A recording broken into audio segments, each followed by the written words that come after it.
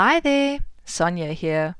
Welcome back to another episode of the Help I'm Artist podcast.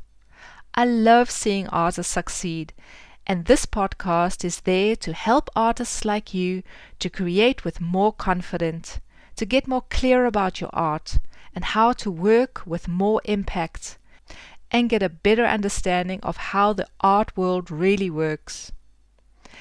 As you may hear from my accent, I'm originally from South Africa.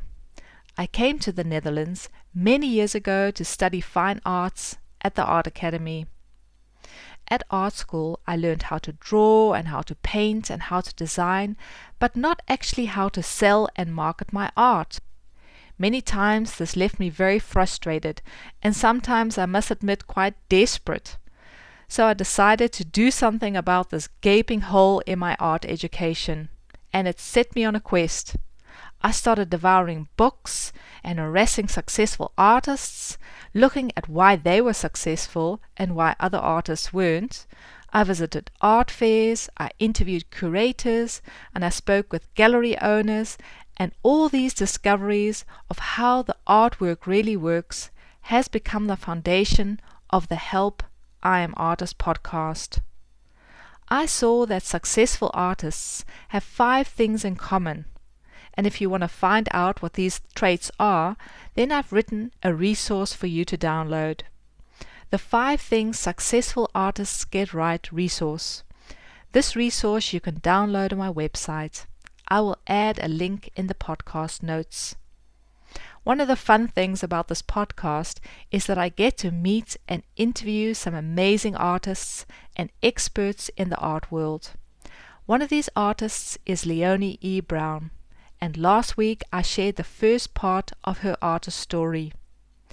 Leone is an award-winning South African fine artist living and working in the Cape Town area. On family visits, I would always try and take some of her art classes, and what I learned from her has been incredibly valuable for my own artwork. Last week she shared more about her artist dream and what motivates her to make her art. Leone stressed in part 1 the importance of relationships, and that getting likes on social media is not the same as selling your art. It takes more than just posting your art online. Leone shared one of her favorite commissions for the luxury hotel in Namibia, and this week we will continue our conversation, and she shares more valuable insights as how to work on commissions and to approach gallery owners. She shares in this episode what she loves and absolutely dislikes about being an artist, and more about her art school and the artists that have inspired her. So sit back and enjoy the second part of our conversation. Leone, there are many artists listening to this podcast, and they hear that you got this huge commission for the luxury hotel in Namibia. That sounds like a dream assignment. Can you break down this process for us? How did you get the commission? Yes, I knew the architect from before. You see, commissions like that is normally you have to build up a network. And people start following you and they start seeing you. And then, like, I knew this guy from before. He then got involved in the design. And because he knew me as an artist, he recommended me. Obviously, there was a whole package of artists that they recommended. And then I'd say it's word of mouth. The problem with social media is that you can have 200 likes or 20 or whatever. That doesn't sell the work. Somebody liking your work is not buying your work. It's just liking it. So it's good to have social media, but we need personal interaction. And I've had personal interaction with this guy. I knew him. I knew his wife. We had a relationship, and out of the relationship came the order. So he introduced me to the design team via the internet now, and they had a look at my website. So it's good to have a good website.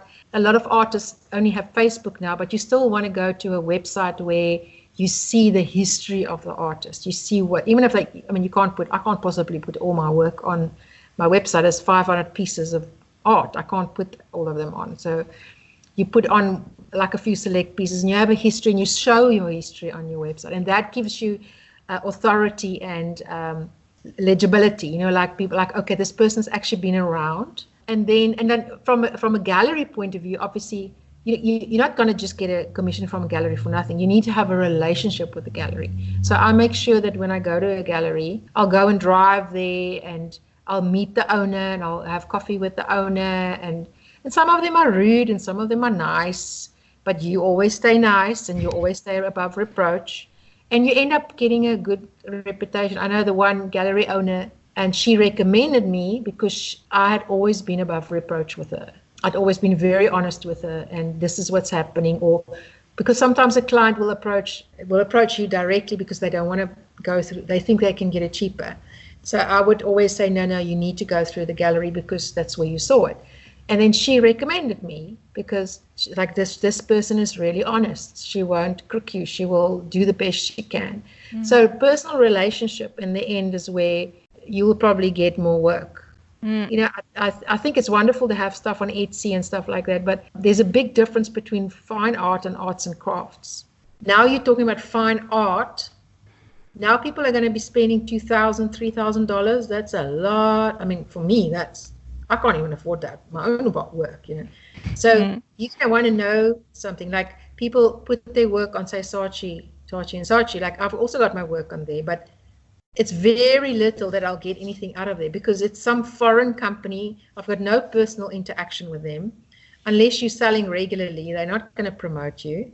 So you need that personal interaction. Relationship.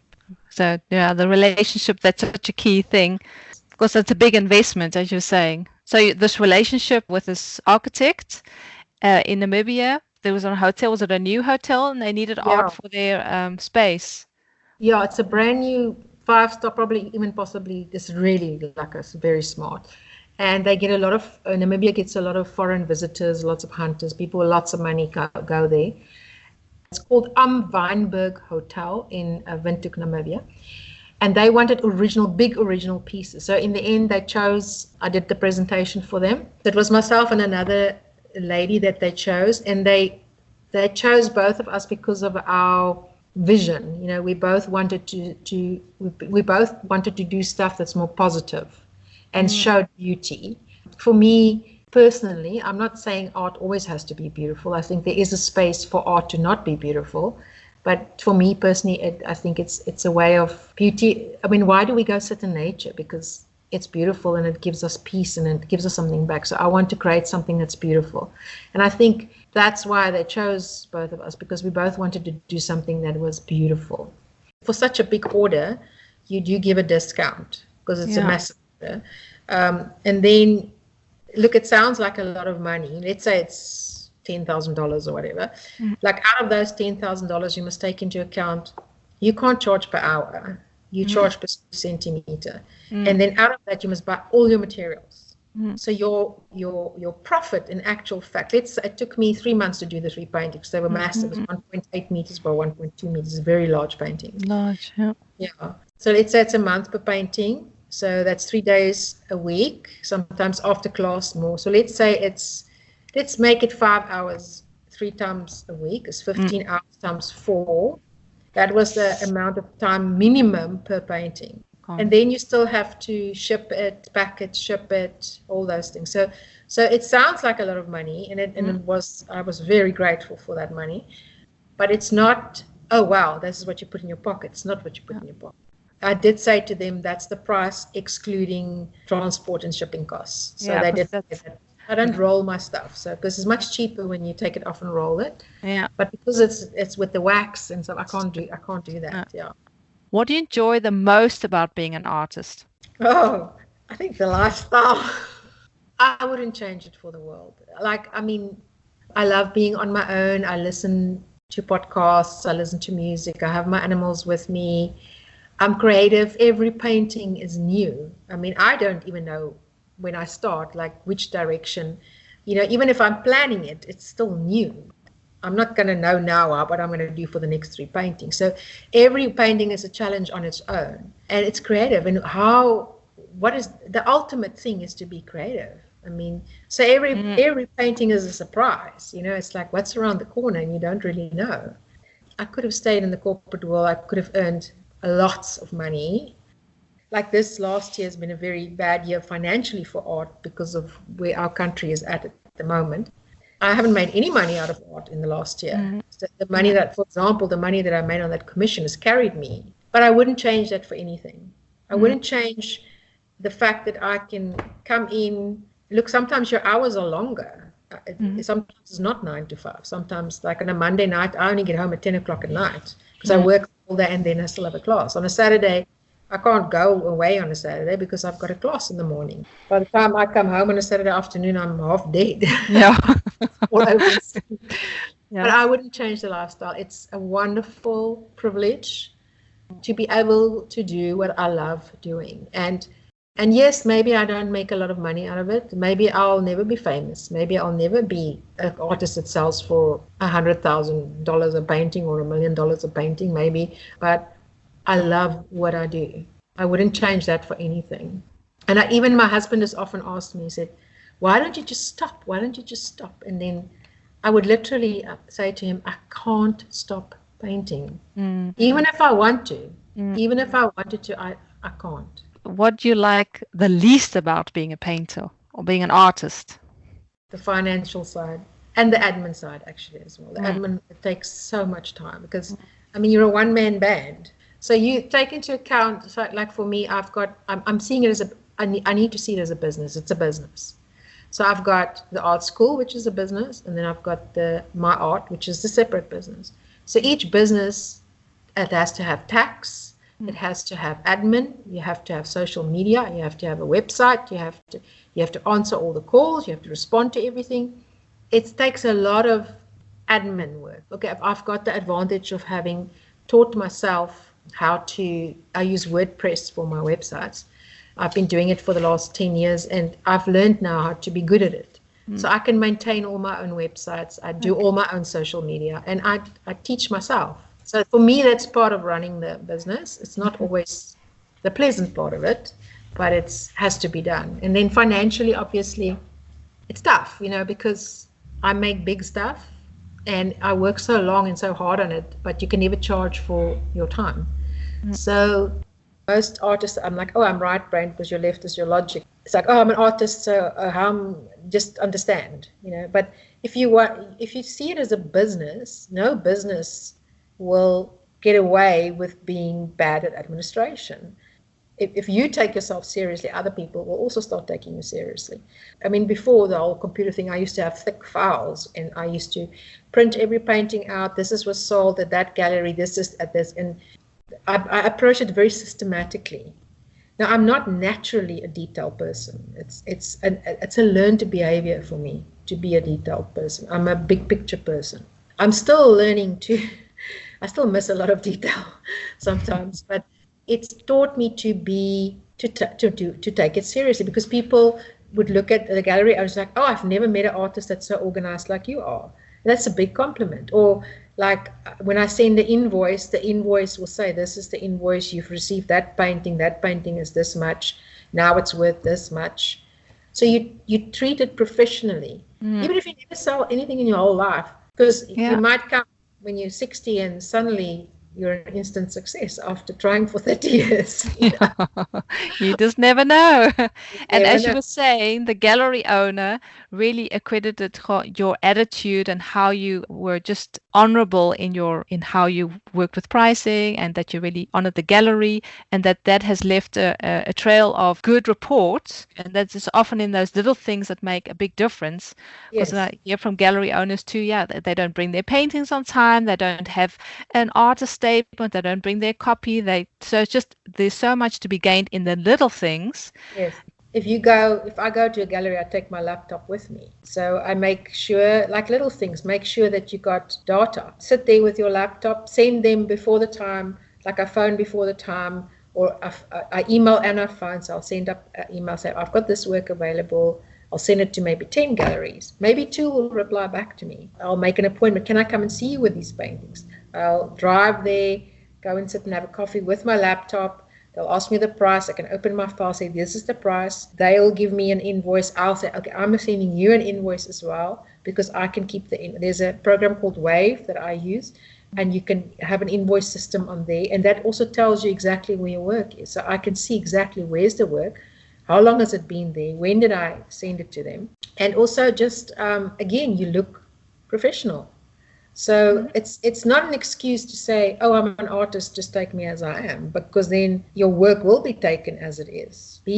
Take it seriously, though. Be as professional as you, and you learn in the process. I mean, nobody taught me. I had to learn by making mistakes. It used to be so gallery dominated that we were so reliant on galleries to sell art, but now with the whole online marketing and the possibilities with online, how are you finding it? You've known at the pre-online time, and now we have the online time. What differences have you noticed, and how have you used that for your advantage? I think it's constantly changing. In South Africa, online buying is only now already taking hold. Look, we're always a little bit behind the time with everybody else. The person who walks in the gallery walks in there because they like art. The person who browses and, oh, maybe I like that, you're lucky, unless you have a repeat visitor to your site. And it takes a lot of work to make a visitor into a buyer. It doesn't just happen overnight. It takes sometimes many years. I think you should have your work online. Like I have an app that I use called Shopify, and basically you have to pay for it, but it's worth it. At Shopify, you can actually you load at Shopify, you load your all your data and your paintings on. And that automatically then posts to your social media. So you can post it to Facebook, to Instagram. You link all these different things. Because I used to have to update everything manually, which takes forever. So I've now got one place or maybe two places that I have to manually update, and then everything else update automatically. So I'm still putting myself out there in social media and say, hi, you can buy from me directly at the same price that you're going to have to pay at the gallery. You can't now suddenly, unless you negotiate, most galleries will anyway negotiate a 10 to 20% discount with the client, especially in this current economical environment. So you can make the same, so you can't sell the painting for $2,000 at the gallery, but the client only pays $1,000 with you. Online. So it must still be $2,000 less X% negotiated, which is the same as what the gallery will be. That is also being above. If you go to the gallery, you need to tell to the gallery, I'm also putting this work on my website. Some of them will tell you, look, you're not allowed to do it for 3 months. Or if somebody approaches you, let's say they say, oh, no, it's okay, and they approach, somebody wants to buy the painting from you within that 3 months, you need to talk to the gallery and then ask them, do they want the client? So yes, okay, let's say I'm selling it for $2,000 minus 20%. So I'm going to get $1,800 directly in my pocket, or I'm going to get $800 in my pocket because the gallery takes 50% minus the 20%, So what's more important for me, the money in my pocket or the relationship with the gallery? What I'm hearing you say also with the trends, that it all comes back to that relationship again.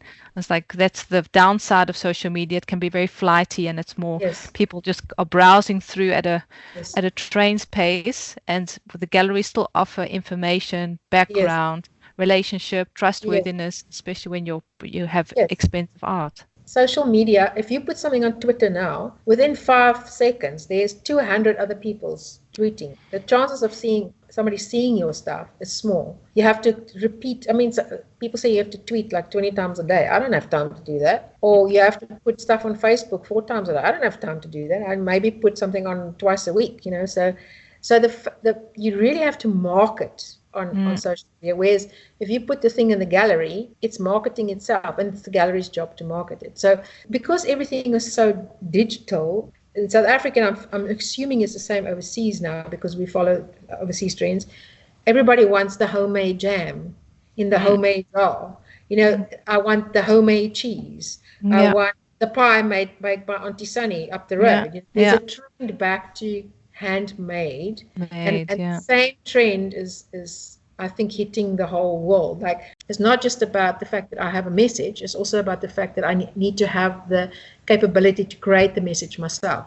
So technical skills, we went away from technical skill to only ideas, and now we're going to ideas plus technical skills. People want to see the technical skill, and you can't show that on social media. So I think there's a place for both. Advertise yourself on social media, but also advertise in gallery. Because you have the live art school, Yes. Great. If I see online, I also put a link to the school. People can have a look. Can you just tell us a little bit more about the school and the classes that you offer? So the school, Life Arts School, it's basically, I'm only teach adults. The thing is, I really want to teach people to be artists. So I've had quite a few students that has gone on and become full-time artists themselves. So I'm very detail orientated on the technical side of things. So I focus a lot on these are your pencils, these are your brushes, these are the different types of brushes. This is the mark that every brush makes. These are the 6 positions you can hold the brush in. This is what design is. This is why we use design. This is what color is. Now you need to create your own colors. And this is understanding, how do I mix a bright color? How do I make the bright color duller? How do I make it brighter? And these are the different techniques you can use. So you can use hatching, or what we call blending and painting. And if you use it with a nylon brush, it looks like this. If you use it with a Hoxie brush, it looks like this. If you use it with a palette knife, it looks like this. So to really expose the students to as wide a range as possible. And so the first course, the original course, is called Learn to Paint in 52 Days. And why I've said 52 days, because it works out to 1 class a week, which takes a year. So the course it's almost like going to university. For me, it's important to lay that really good basic foundation, because from there you can do anything else. You can do abstracts, you can do portraits, you can do traditional art, you can do modern art. So in that original course, I teach them a little bit of everything. And then they can go on and say, okay, now I want to do advanced art, and I'm going to, then we take all the techniques that we learned and we create big paintings out of that. And they have to design their own paintings from scratch. I have various students at various places. So every student gets taught individually. So let's say in a class of 10, I will sit with you for however long you need, and work with you on what you're busy with. Then I'll go to the next person. I work individually with people. It can be quite tiring because I need to adjust and adapt to the person's personality. Some people are they become very fearful, so you have to push them a little bit. Some people are too open, you have to pull them back a little. So you're really working with the personality as well as the skill. I personally believe every person can paint. It's just a question of being willing to learn. I love to teach. It's exhausting, but I love doing it because I love sharing my knowledge. And I like seeing people going on and actually becoming successful.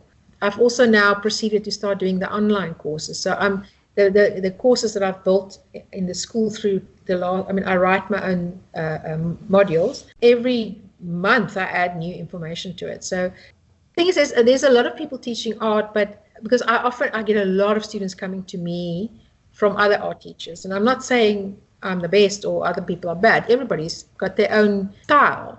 I think what makes it different than what I teach is I can teach in any style. And I teach all styles. So I don't just have one style that I'm working in. Students that's come to me and then from me went to university, and they did extremely well at university because they had such a good basis. Yeah.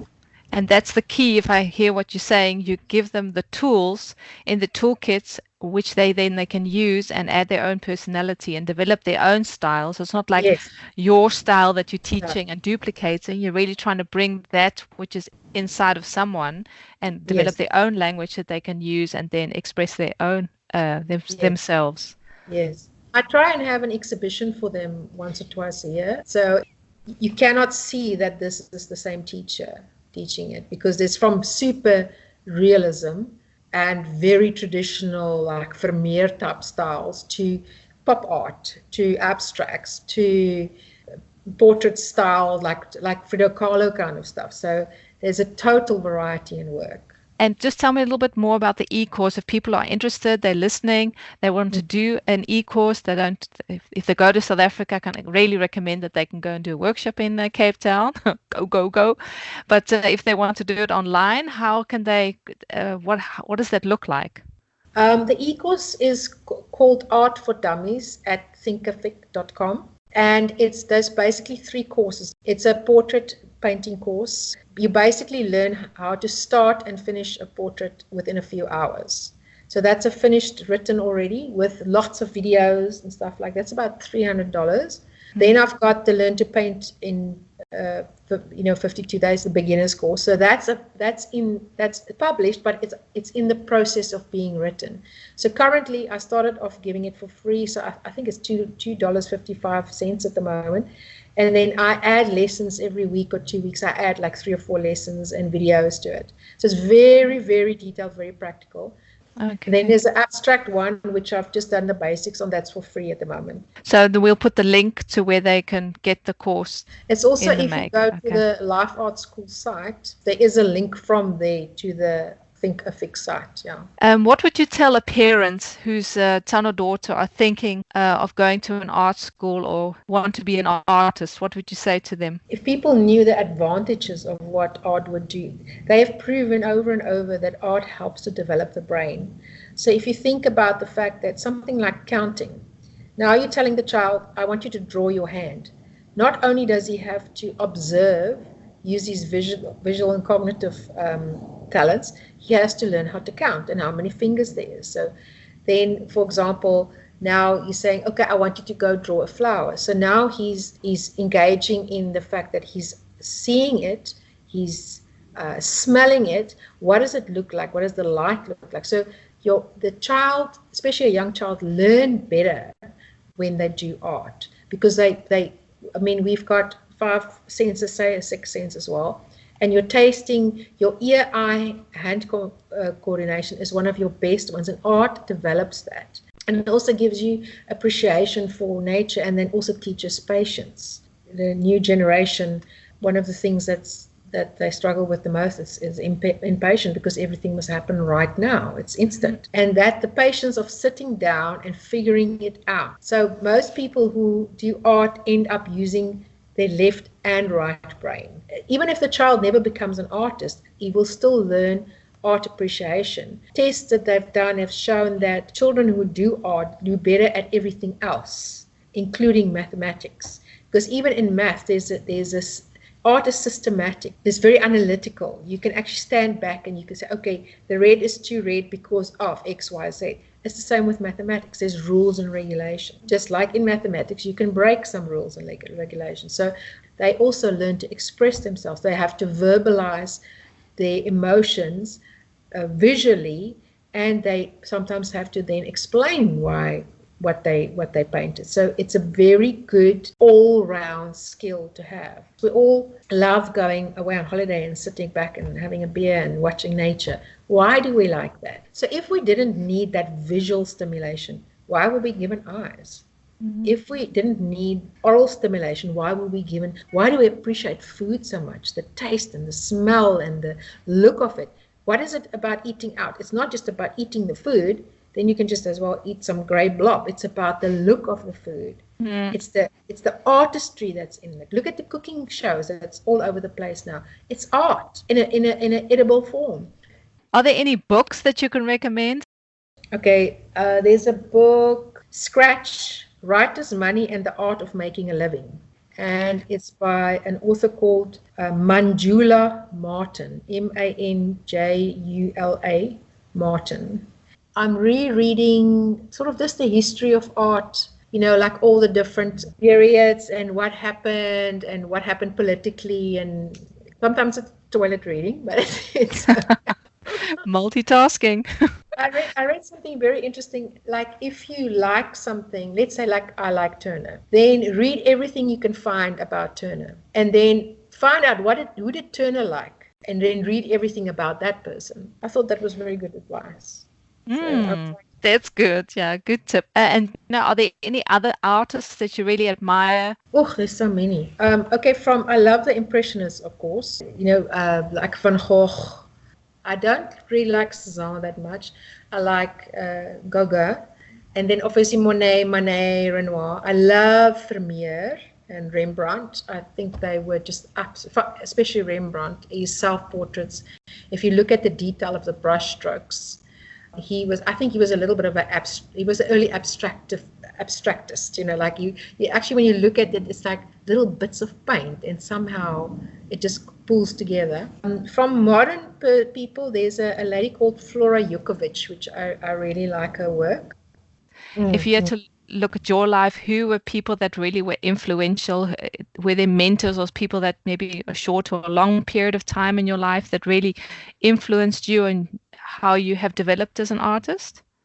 The lecturer that put my work in that exhibit, in that competition that I won in the end, he believed in me. And I think at that stage of my life, I needed somebody to believe in me. So he really believed in me, and I'm really, really grateful for him. From art, I would say definitely the life of Van Gogh. I mean, he had such a terrible life, and he just kept going at it and kept going at it. And even at the end, I mean, he sold his first painting right at the end of his life. And it's terrible to hear the stories of where people found his work in the end, but he kept going. Yeah. I admire his tenacity. Of course, Turner. Turner was a very good businessman. Because what do you think that people from Europe and America can learn or glean from South Africa and the South African artist? Yeah, people tend to think African art and they only think one thing, you know, like women walking with things on their heads or African masks, or that's just one facet of it. We have so many different cultures. I mean, we've got Chinese, we got Japanese, we got Korean, we got 11 different black tribes with each one their own unique and specific art forms. I think because it's so versatile, there is so much possibility that can come out of it. I think we tend to still follow a little bit the trend of what's going on overseas. But I think there is a thing of South Africa starting to stand on its own feet regarding art and what's coming out of it.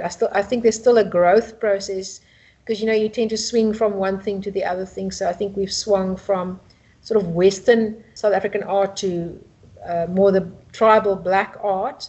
And I think it's going to come back sort of to the middle where there's going to be a combination of both. I have two more questions in closing. What would you advise the 20-year-old version of Leone? What would you do differently? Would you do anything differently? Yo, that's a tough question. I think if I'd made different decisions, life would have been easier. But then on the other hand, I would not have the life experience I have now. I think if I could advise a 20-year-old Leone, I would have said to that Leone, give your life to God because He's got good plans for you. Don't just try and follow your own head because you're going to bump your head badly. I think I would have said to her, enjoy the moment. Live in the moment and don't live in the regret of the past, because once the future is here, then you regret that as well because you never lived in it. But on the other hand, I would also say maybe I was meant to walk this path that I walked so that I can look back and say, I've been there, don't do that, or do this. In closing, do you maybe have a favorite quote or a verse that's a cornerstone in your life, and why? I think there's a verse in Ezekiel that talks about, I will take your heart of stone and I will give you my heart, and I will take your spirit and give you a new spirit. And I believe that's part of what's happened with me, that God took my pain and my anger and my anxiety and my depression, and He gave me a new heart. Not just healed a broken heart and a broken spirit, but renewed it and restored it. That's one of my favorite scriptures. And I think the one that currently is a favorite is the thing of that I will create in you, I'm paraphrasing now, I will create in you the image of gold and the image of silver, because gold and silver, they're interlinked. They come out of the ground together, but they're not pure when they come out of the ground. And there's a process that they have to go through. The one has to be melted and the one has to go into a crucible. And the one is soft and the other one is hard. And the one reflects, but the other one shines. So that thing of being a full person. Sometimes we do things because of things that was done to us. Sometimes we become what we hate. But to take those things and make something good out of it, to recognize the bad in ourselves, to maybe even see our parents in our lives and say, okay, I see the bad things that this person or my mom or my dad has done, but I also see the good things that they are, because their DNA made me and made you. And if it was anybody else, you wouldn't be existing. And then just the thing I spoke about Einstein is that if you want to change the world, start with yourself. Start right here. You can't change anybody else. You can't change the world. You can't even change the person you're married to, or even change the person next to you, or change your sister or your brother, but you can change you. And often when we change, the other person also becomes better. So yeah, I'd say those are some of my favorites. Thank you so much, Leonie, for this insightful and inspiring podcast. I know a lot of people will not only learn a lot, but and have some tips and some insights in how to develop and to grow in their art career, but also just be inspired about the power of art and what it can do personally, but also for the people around you. So thanks so much for taking the time. Thank you. It was a pleasure. Well, there you have it. Part 2 of my conversation with Leonie E Brown. To me, she's a real example of what constitutes a successful artist. She is committed and takes her art seriously, and that even though her career has seen many ebbs and flows, she has not given up. She shows up, goes to a studio every day to paint or to teach.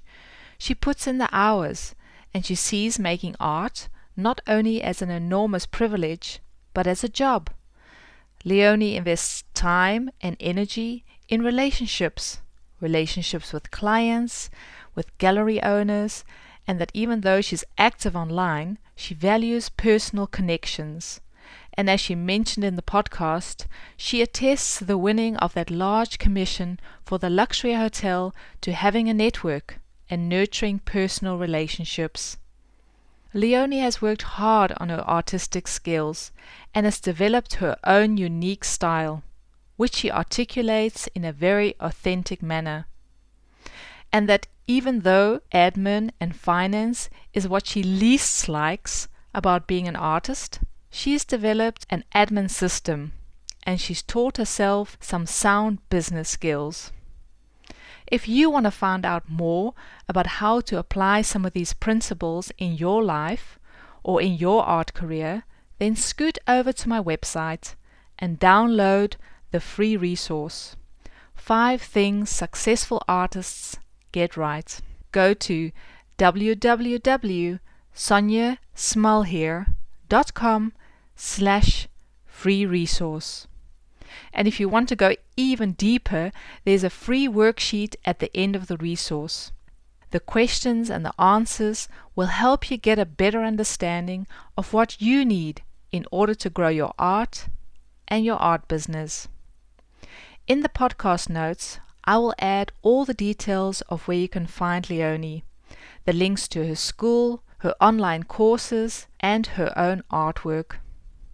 If you've missed part 1 of this episode, I can really recommend listening to it. It's episode 14 on my website. Next week, I'll be back with another episode of the Help I'm Artist podcast. Then we'll be looking at developing your own artistic style and the power of choosing and working in a niche. Thanks so much for listening. Don't forget to leave a review on iTunes or wherever you're listening to this podcast, as it makes the podcast more visible and accessible for other artists. See you next week. Bye for now.